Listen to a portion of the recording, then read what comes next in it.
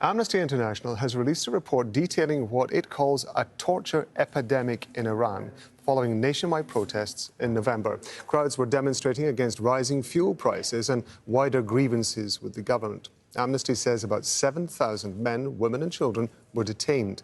The victims included children as young as 10 years old. The report says detainees faced mock executions, sexual abuse, and were drugged and beaten, among other human rights violations. Amnesty also identified 500 protesters subjected to unfair criminal proceedings. Authorities are also accused of routinely using torture to elicit forced confessions. Mohammad Marandi is chair of the American Studies at the University of Tehran. He's joining us live by Skype from Tehran. Thank you very much indeed for being with us on Al Jazeera. This is painting a picture where there appears to be no legal recourse, that security forces and prison officials are committing terrible acts, in some cases with the complicity of the legal system. Why are the authorities so frightened of the Iranian people? Well, I don't take Amnesty International very seriously. I grew up in Iran when Amnesty International was using information provided to it by the MEK terrorist organization. And the MEK terrorist organization killed at least 10,000 people through assassinations in Iran.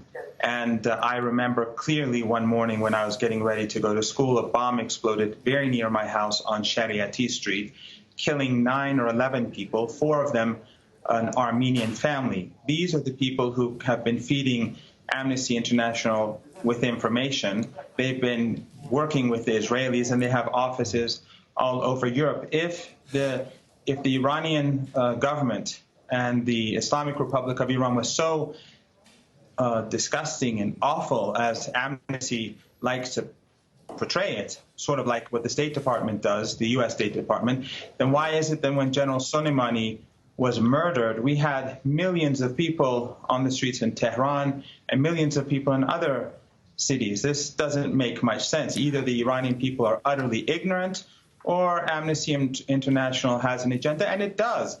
Remember, Amnesty International, the head of Amnesty International, at least a few years ago, was a former high-ranking State Department official who worked with Hillary Clinton, Amnesty USA.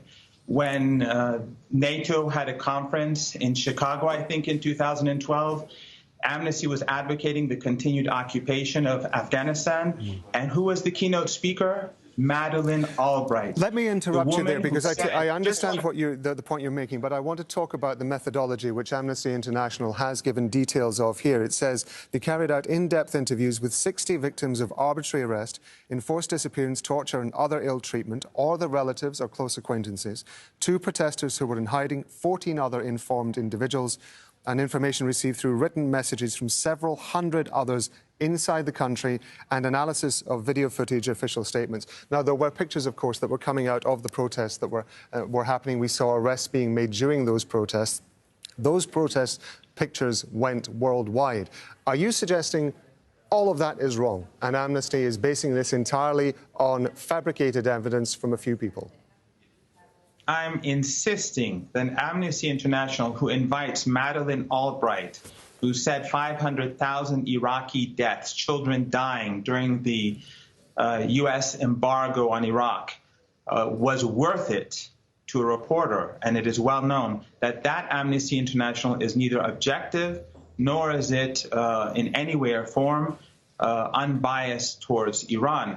Yes, of course, in Iran, when there are riots, people are going to get arrested. We have much more footage coming out of the United States as we speak.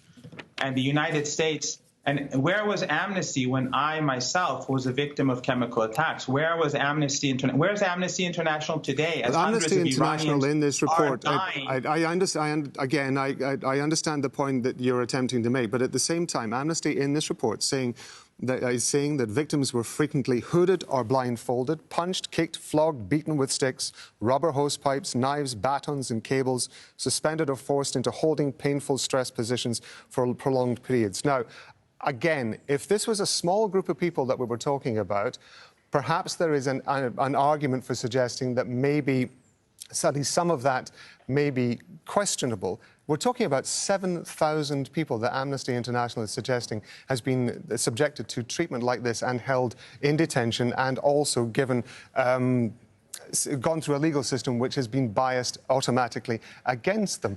That level of evidence, the scale of the evidence that appears to be here, seems to suggest that there is a coordinated campaign of oppression against the people in Iran. Where do you think that's coming from? Is that coming from the government, or are we talking about a security force and a legal system which is operating independently of the government?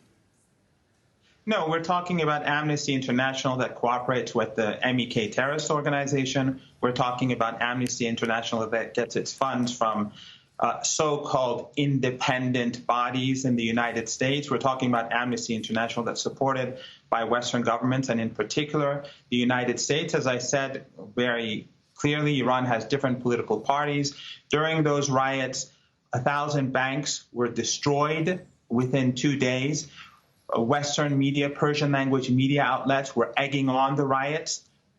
I think something like 40 police officers and disciplinary forces were murdered during those 2-3 days. I'm not sure about the numbers, but the numbers were high. It's quite clear what was going on at that time. And again, I refer you to what I said at the beginning.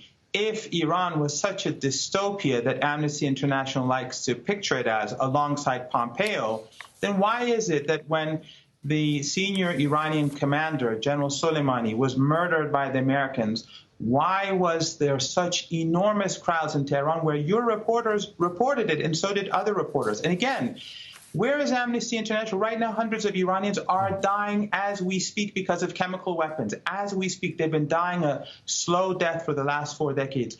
Where are they in Europe and the United States in front of the U.S. Congress or White House calling for compensation and calling for the arrest Mohammad of the Marandi, people? I'm going to have to stop you there because, unfortunately, I'm afraid time is against us, and I hope you appreciate that. But we do appreciate you joining us on Al Jazeera. Thank you very much for your time. Thank you. Thank you.